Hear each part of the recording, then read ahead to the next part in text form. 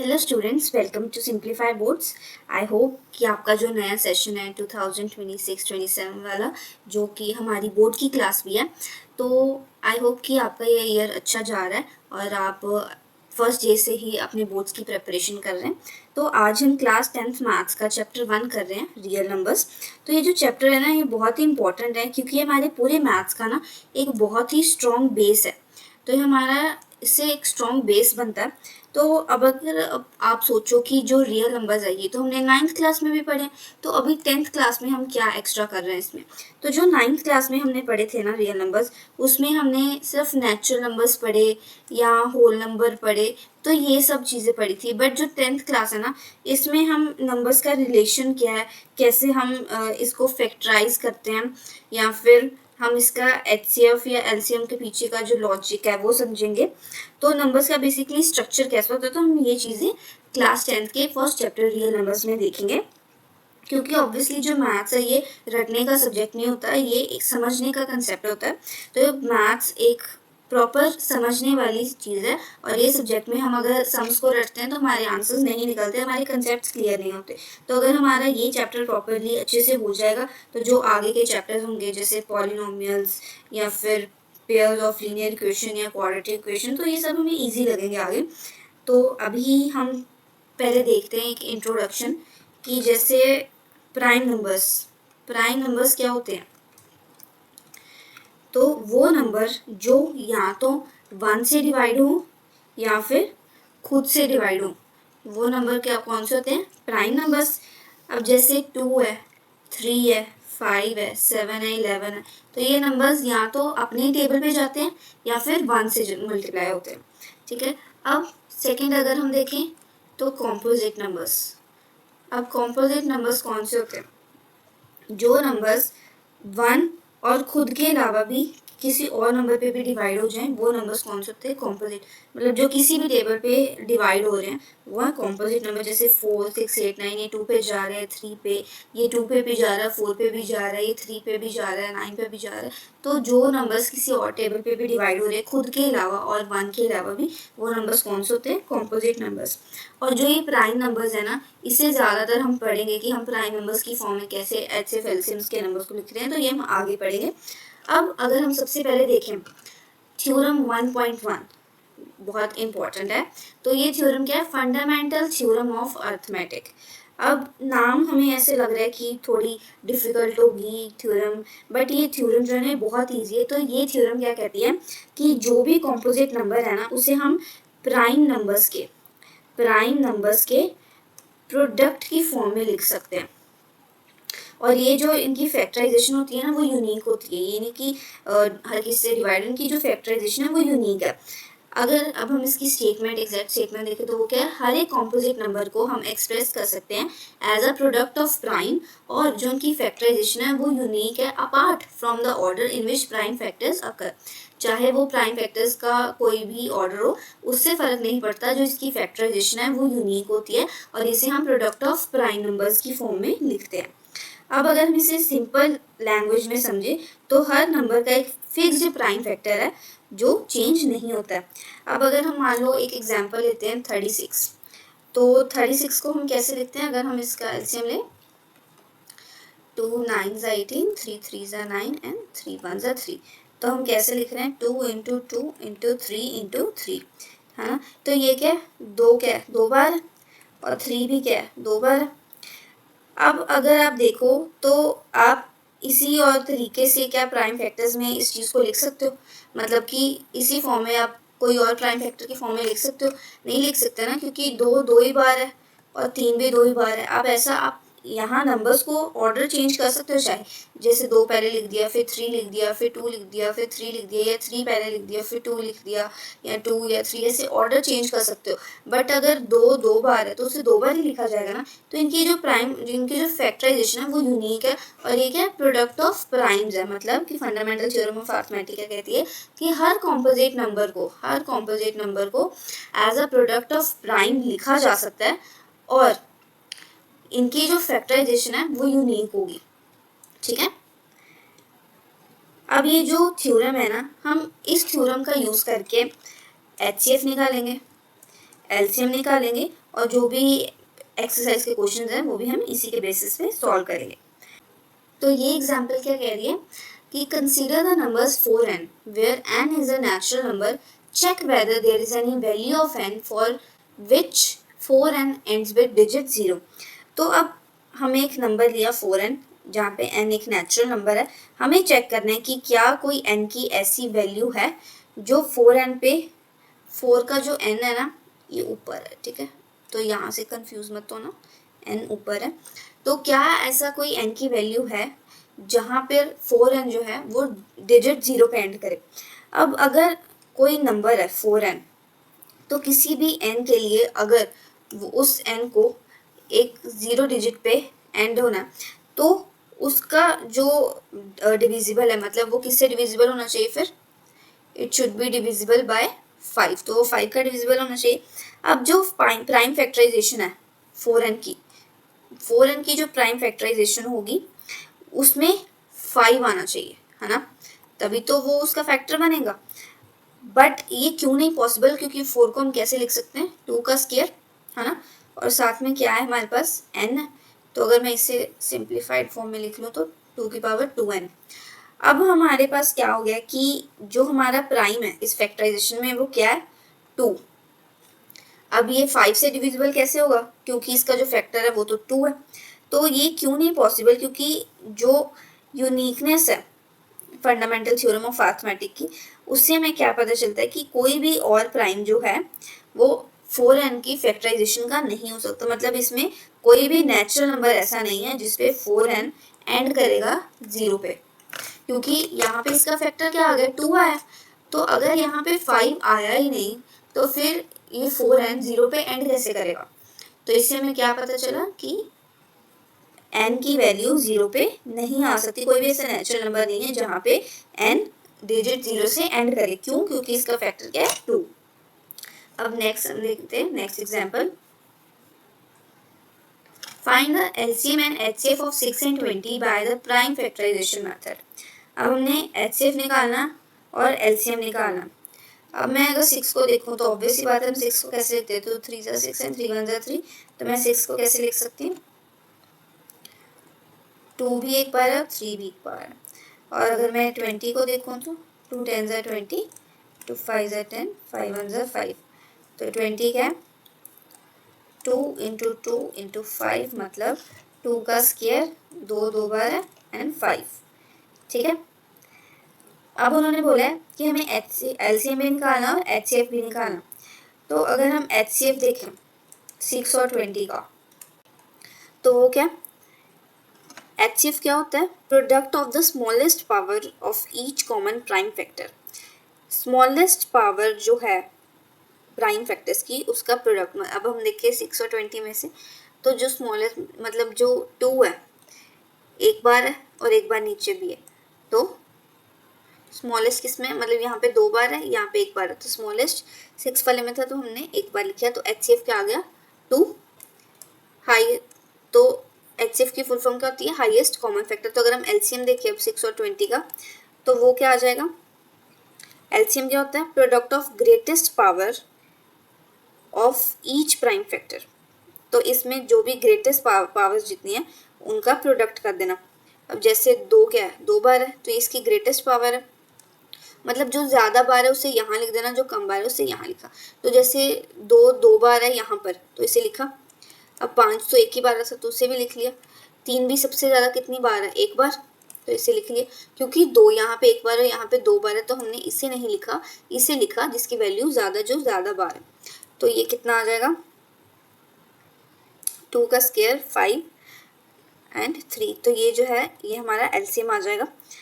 And अगर हम यहाँ से एक चीज़ नोटिस करें तो हमें ये भी एक रूल है कि अगर हम 2 पॉजिटिव इंटीजर्स जो हैं, मतलब कि 2 नंबर्स का एचसीएफ और एलसीएम उनके नंबर्स के प्रोडक्ट के इक्वल होता है, जो उसका एलसीएम आएगा, जो एचसीएफ और एलसीएम आएगा वो नंबर्स के प्रोडक्ट के इक्वल होगा, ठीक है।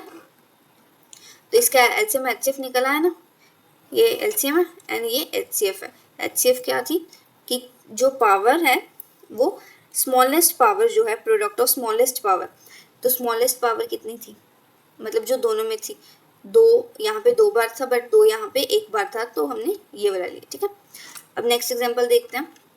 HCF निकालना है 96 एंड 404 का। जैसे जैसे हम एग्जांपल्स करते जाएंगे ना, हमारे जो कंसेप्ट है और अच्छे से क्लियर होते जाएंगे।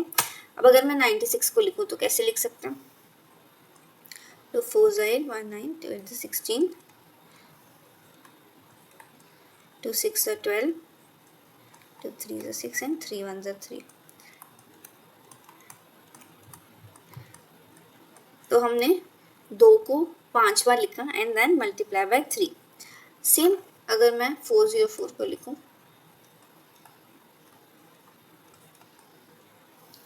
अब 101, ये 101 जो है, अगर मैं इसे 101 पे जाने तो 101, तो हमारे पास 96 के क्या आ रहे हैं, 2 की पावर 5 और 3, एंड 404 के क्या आ रहे हैं, 2 का स्क्वायर इंटू 101। तो जो HCF है, इसका HCF क्या होगा, सबसे कम बार वैल्यू किसमें है, 2 क्या है, 2 बार है, और यहाँ पे 2 क्या है, 5 बार है, तो सबसे कम वैल्यू है यहाँ पे, जो कि 2 क्या है, 2 बार है, तो HCF कितना आ जाएगा, 4। अब LCM क्या होगा, LCM हम कैसे निकालें, तो हम क्या करेंगे, जो हमने अभी एक पीछे फॉर्मूला ड्राइव किया है, ये वाला, कि HCF और LCM का प्रोडक्ट उनके नंबर्स के प्रोडक्ट के इक्वल होता है। तो अब LCM इंटू HCF वो क्या था, प्रोडक्ट्स के नंबर के, मतलब नंबर्स के प्रोडक्ट के इक्वल। तो LCM हमें पता नहीं है, A और B दोनों नंबर के हैं 96 एंड 404, एंड इनका HCF क्या है, 4। ठीक है, अब जब हम इसे सॉल्व करेंगे ना, तो ये आ जाएगा 9696, तो ये क्या हो गया हमारा LCM, फॉर्मूले से निकला है। ठीक है, अब नेक्स्ट देखते हैं example, find the HCF and LCM of 6 7 120 using prime factorisation.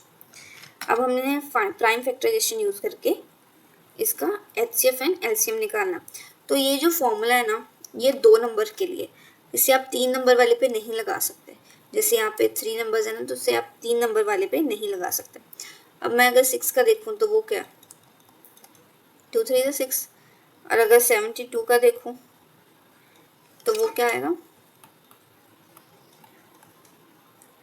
18 3 3 9 and 3 1, 2 की क्यूब एंड 3 का स्क्वायर,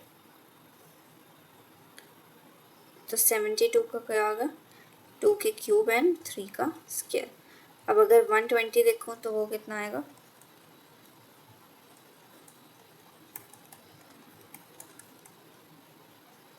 या 3 5 का कर लो, अब 5 आंसर, 2 की cube and 5 into 5, sorry 2 cube and 5, 5 तो एक ही बार है, 5 3 is 15, एंड देन एक मिनट यहाँ पे इरेज कर लेते हैं, 5 3 is 15 एंड देन 3 1 is 3। तो 120 को कैसे लिख रहे हैं, 2 3 बार है, 5 1 एंड 3 1। आई थिंक हाँ यही है ना, 2 का क्यूब 5 एंड 3।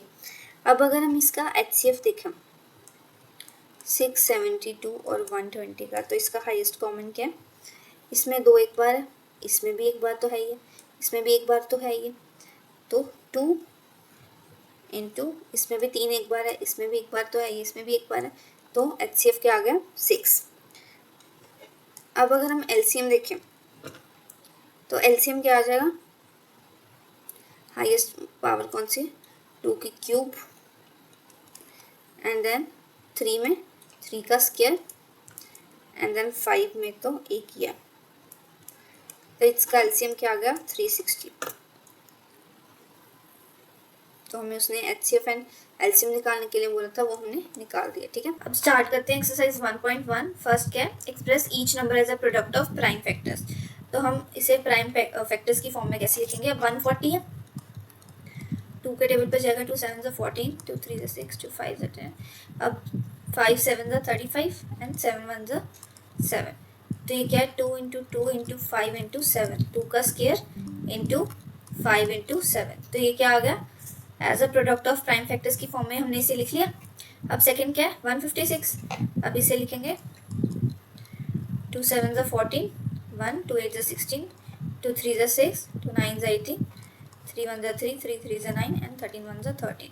तो 2 इंटू 2 इंटू 3 इंटू 13, 2 का स्क्वायर इंटू 3 इंटू 13, ठीक है।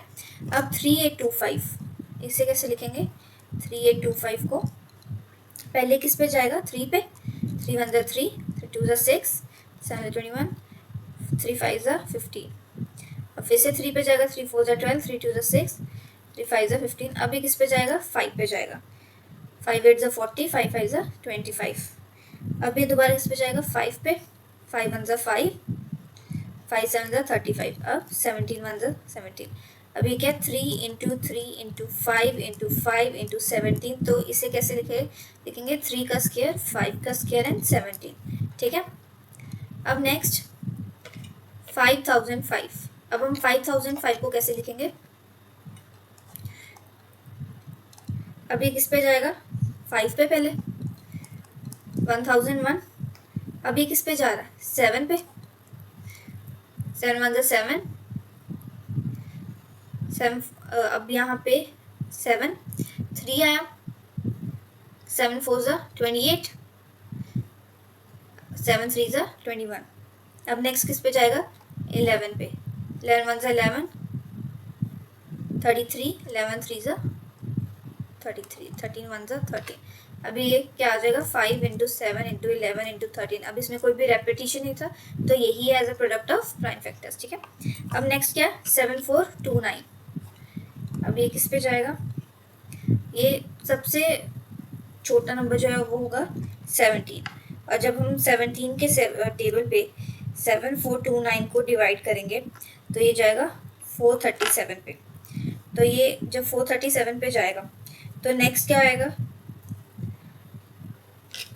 अब ये 19 से डिवाइड होगा क्योंकि 17 से ये डिवाइड नहीं हो रहा। अब ये जब 19 से डिवाइड होगा तो ये जाएगा 23 पे एंड देन 23 1 ज़ा 23। तो इसकी क्या फॉर्म आ जाएगी 17 इंटू 19 इंटू 23। तो ये क्या है हमने एक नंबर को as a product of prime factors की फॉर्म में लिख लिया, ठीक है। नेक्स्ट देखते हैं, find the LCM and HCF of the following pairs and verify that LCM into HCF is the product of two numbers. तो हमने अब पहले एलसीएम भी निकालना है, एचसीएफ भी निकालना और फिर इनको वेरीफाई भी करना। तो 26 का अगर हम निकालेंगे 2 1 ज़ा 2, 2 3 ज़ा 6, 13 1 ज़ा 30, 91 का करेंगे तो 7 13, 13 1 ज़ा 13। अब 26 को कैसे लिख सकते हैं 2 इंटू 13 और 91 को 7 इंटू 13। अब एचसीएफ क्या है, दोनों में कौन सी चीज़ थी जो कॉमन थी 13, ठीक है। तो ये क्या है एचसीएफ, और दोनों में था भी एक ही बार तो एचसीएफ आ गया। अब एलसीएम, एलसीएम क्या है, इसमें 2 इंटू 13, इसमें 7 इंटू 13, तो 13 रेपिटेशन में था तो इसे एक ही बार लिखेंगे 2 इंटू 7 इंटू 13, तो ये कितना आ जाएगा 182। अब हमारे पास एलसीएम आ गया, एचसीएफ आ गया। अब इसको वेरीफाई भी करना है that LCM into HCF is the product of two numbers. तो जब हम इसे वेरीफाई करेंगे तो वेरीफाई कैसे करेंगे, एलसीएम था 182, एचसीएफ 13, अब product of two numbers 26 into 91। जब हम मल्टीप्लिकेशन करेंगे ना तो इधर भी 2 3 6 6 आएगा और इधर भी 2 3 6 6 आएगा, ठीक है। अब सेकंड देखते हैं 510 एंड 92। जब हम 510 ले रहे हैं 2 2 ज़ा 4, 2 5 ज़ा 10, 2 5 ज़ा 10। अब ये 3 पे जाएगा 8, 3 5 ज़ा 15। अब ये किस पे जाएगा 5 पे, 5 1 ज़ा 5, 5 7 ज़ा 35, 17 1 ज़ा 17। और 92 कैसे लिखेंगे 2 4 ज़ा 8, 2 6 ज़ा 12, 23 1 ज़ा 23। तो हमने 510 को ऐसे लिखा और 92 को ऐसे लिखा। तो अब हमारा एचसीएफ क्या होगा, इनमें कौन सी चीज़ है जो दोनों में है, 2 है इसमें भी, ठीक है, इसमें भी क्या था 2 है और इसमें भी 2 है, तो इसका HCF क्या है 2, जो दोनों में कॉमन है। अब LCM क्या है, रेपिटेशन में कौन सी चीज़ थी, यहाँ पे 2 कितनी बार है, यहाँ पे 2 बार है, यहाँ पे 1 बार है, तो जहाँ ज़्यादा बार है हमने वो वाला लिया इंटू 23 और उस साइड वाले भी 3 इंटू 5 इंटू 17। तो जब हम इन्हें मल्टीप्लाई करेंगे तो हमारे पास क्या आएगा 2 3 4 6 0, ये आया। HCF और LCM दोनों आ गए।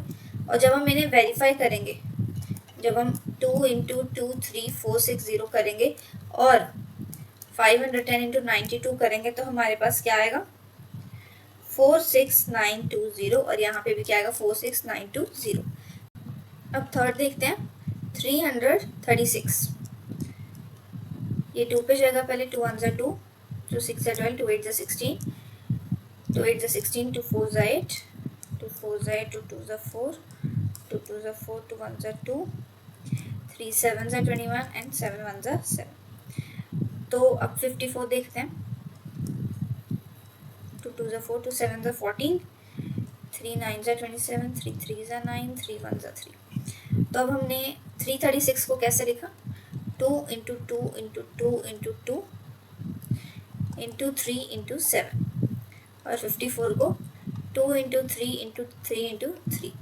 अब इसमें ध्यान से देखो कौन सी चीज़ यहाँ पे कितनी बार रिपीट हो रही है, 2 एक एक बार इसमें दोनों में, 3 यहाँ पे एक बार है, यहाँ पे भी एक बार है, ठीक है, और 7 तो सिर्फ ऊपर है नीचे नहीं है। तो अब HCF क्या आ गया, HCF क्या होगा, यहाँ पे 2 ऊपर भी है नीचे भी है और एक ही बार है, तो 2, और 3 ऊपर भी और नीचे भी है और एक ही बार है तो 3 भी है, तो HCF क्या हुआ 6। अब LCM क्या हुआ, 2 सबसे ज़्यादा कितनी बार है, यहाँ पे 2 एक बार है, यहाँ पे 4 बार है, तो यहाँ पे जो ज़्यादा बार है हमने उसे लिखा। अब यहाँ पे 3 कितनी बार है, 2 बार है, 3 बार सबसे ज़्यादा यहाँ पे 3 बार है, और 7 बचा, 7 लिखा, तो LCM क्या आ गया 3024। अब जब हम इसे वेरीफाई करेंगे, 336 into 54 is equals to 6 into 3024, तो ये कितना आ जाएगा 18144, यहाँ पे भी क्या आ जाएगा 18144, ठीक है। अब नेक्स्ट देखते हैं third, find the LCM and HCF of the following integers by applying the prime factorization method. अब प्राइम फैक्टराइजेशन मेथड का यूज करके हमें LCM एंड HCF निकालना। 12 का क्या होगा, पहले LCM देखते हैं, 2 6 12, 2 3 6, 3 1 3। 15 का 3 5 15, 5 1 5। 21 का 3 7 21, 7 1 7। तो 12 को कैसे लिखा 2 इंटू 2 इंटू 3। 15 को कैसे लिखा 3 इंटू 5। 21 को कैसे लिखा 3 इंटू 7, ठीक है। अब HCF क्या, HCF क्या कौन सी चीज़ है जो तीनों में है, 3 3 3, तो HCF क्या है 3। अब LCM क्या, 2 सबसे ज़्यादा, यहाँ पे 2 का स्क्वायर, 3 एक ही बार है इस तीनों में, 3 इंटू 5 इंटू 7, ये कितना आ गया 420, ठीक है। अब सेकेंड देखते हैं 17 1 17 17, 17 1 17। 23 को भी 1, 23 23 1 29 को भी 1, 29 29 1। तो 17 कैसे लिखा हमने 1 इंटू 17। 23 कैसे लिखा 1 इंटू 23, और 29 को कैसे लिखा 1 इंटू 29। अब इसका HCF क्या हुआ, 1 तीनों में तो 1, और LCM क्या होगा, तीनों में अलग अलग क्या है 17 29 23, तो ये क्या होगा इसका LCM। इसको मल्टीप्लाई करेंगे तो ये क्या इसका LCM, ठीक है। अब थर्ड देखते हैं 8, 2 2 2 4 8, यहाँ पे 4 है, 2 2 4 एंड 2 1 2। 9 को कैसे लिखेंगे 3 3 9 एंड 3 1 3। 25 को 5 5 5 1 5। तो 8 को कैसे लिखा, 2 इंटू 2 इंटू 2, 9 को 3 इंटू 3 एंड 25 को 5 into 5।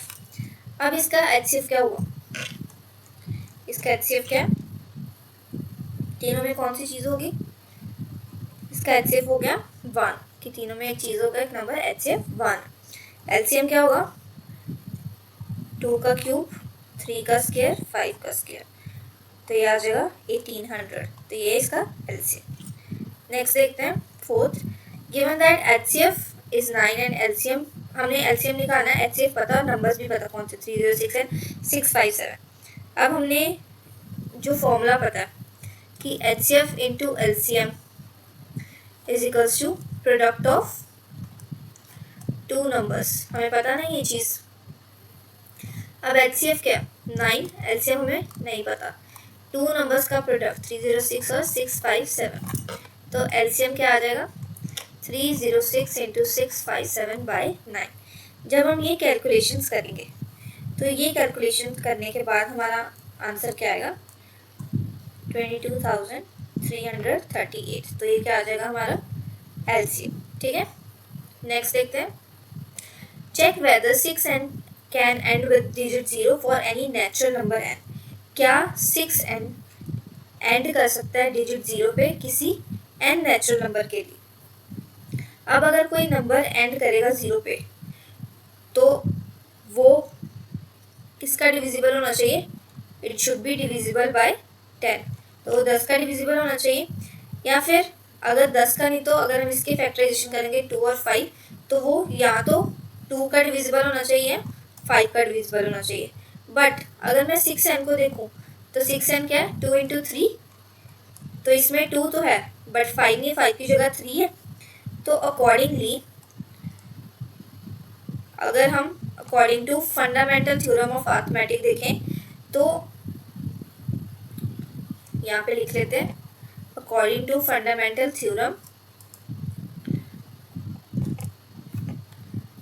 According to fundamental theorem of arithmetic, factorization is unique, ये एक यूनिक फैक्टराइजेशन है। और हमने क्या ऑब्जर्व किया कि 5 is not the prime factorization of 6n, इसमें 5 नहीं था, तो n की किसी भी वैल्यू के लिए जो 6n है वो 5 से डिविजिबल नहीं हो रहा। तो अगर 5 से वो डिविजिबल नहीं हो रहा, मतलब यहाँ तो 10 से डिविजिबल होना चाहिए था या फिर उसके फैक्टर्स 2 या 5 से, 2 से तो हो रहा है बट 5 से डिविजिबल नहीं हो रहा, तो अगर ये 5 से डिविजिबल नहीं हो रहा तो 6n, therefore 6n cannot end with digit 0 for any natural number n। अब 6 हम देखते हैं, explain why 7 into 11 into 13 plus 13 and 7 into 6 into 5 into 4 into 3 into 2 into 1 plus 1 are composite numbers। तो ये numbers composite number कैसे हैं, अब हम पहले ये देख लेते हैं composite numbers होते कौन से हैं। एक तो प्राइम नंबर होते हैं, प्राइम नंबर कौन से होते हैं, जो यहाँ से, जो या तो 1 से डिविजिबल हो या फिर खुद से डिविजिबल हो, ठीक है। पर जो कॉम्पोजिट नंबर्स होते हैं, जो कॉम्पोजिट नंबर्स होते हैं उनके जो फैक्टर्स हैं वो 1 या खुद के अलावा भी हो सकते हैं, have factors other than 1 or itself। तो अब अगर हम देखें 7 इंटू 11 इंटू 13 प्लस 13, तो अगर मैं 13 को बाहर निकाल दूँ तो 7 इंटू 11 प्लस 1, ये क्या आ जाएगा 13, 77 प्लस 1 78। तो अगर मैं 78 के फैक्टर्स देखूँ तो क्या होगा 13 इंटू 6। तो ये जो एक्सप्रेशन है इसमें 6 एंड 13 क्या है, फैक्टर्स है, 6 एंड 13 इसके फैक्टर्स हैं। तो ये क्या है, कॉम्पोजिट नंबर की इसके 1 या अपने ही नंबर के अलावा भी बाकी भी फैक्टर्स हैं, तो ये क्या है, कॉम्पोजिट नंबर है। अब अगर मैं दूसरा देखूं, ये वाला 7 into 6 into 5 into 4 into 3 into 2 into 1 plus 5। इसमें से मैं क्या कॉमन निकाल सकती हूँ? 5 को कॉमन निकाल सकती हूँ। 7 into 6 into 4 into 3 into 2 into 1 plus 1। जब इसे मल्टीप्लाई करेंगे 1008 प्लस 1 तो ये क्या आ जाएगा? 5 इंटू 1009। जब इसे मल्टीप्लाई किया तो 1009 जो है इसे फर्दर हम फैक्टराइज नहीं कर सकते। तो यहाँ पे यही जो है 5 और 1009 यही क्या फैक्टर्स हैं। तो इसके नंबर के अलावा भी अपने एक्स्ट्रा फैक्टर्स हैं। तो ये क्या है? ये भी एक कॉम्पोजिट नंबर है, क्योंकि कॉम्पोजिट प्राइम नंबर कौन सा होता है? जो या तो 1 से डिविजिबल हो या फिर खुद के नंबर से, और कॉम्पोजिट नंबर जिसके बाकी भी फैक्टर्स हो। तो इसके बाकी भी फैक्टर्स हैं, तो ये क्या कॉम्पोजिट नंबर है। अब नेक्स्ट देखते हैं।